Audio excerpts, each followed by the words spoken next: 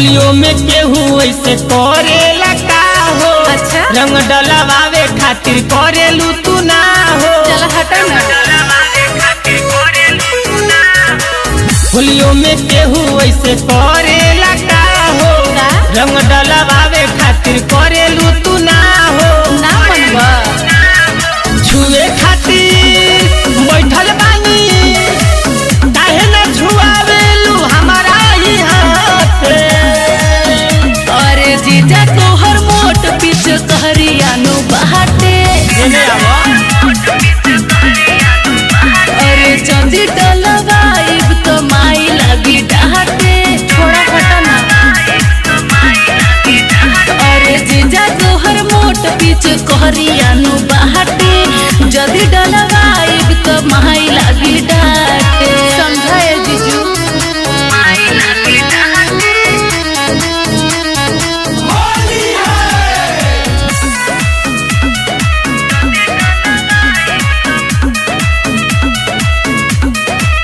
सुनो जीजा के ये साली तोड़ पावल न जाला।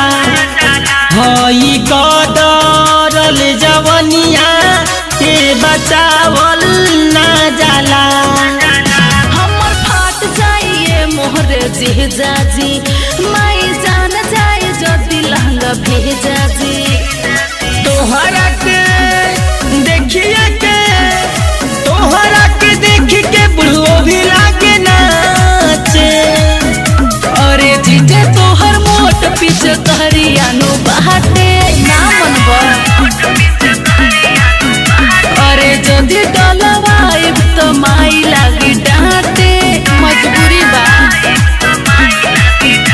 अरे जीजा तोहर मोट पीछ कहरिया नु बहाटे। जदी डलवाइब तो माई लागी डांटे। हमर मजबूरी समझा।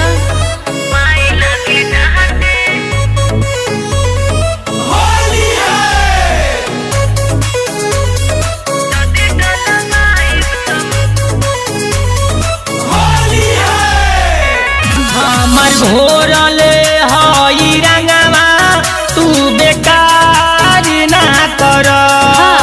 जीजा सत्या संगे चल इनकार ना कर। अब मना कहिला से मान जाए जीजा जी। बिल्कुल ना। जरम ठीक नहीं होखी न जीजा जी। समझला दूरे दूरे भागेलू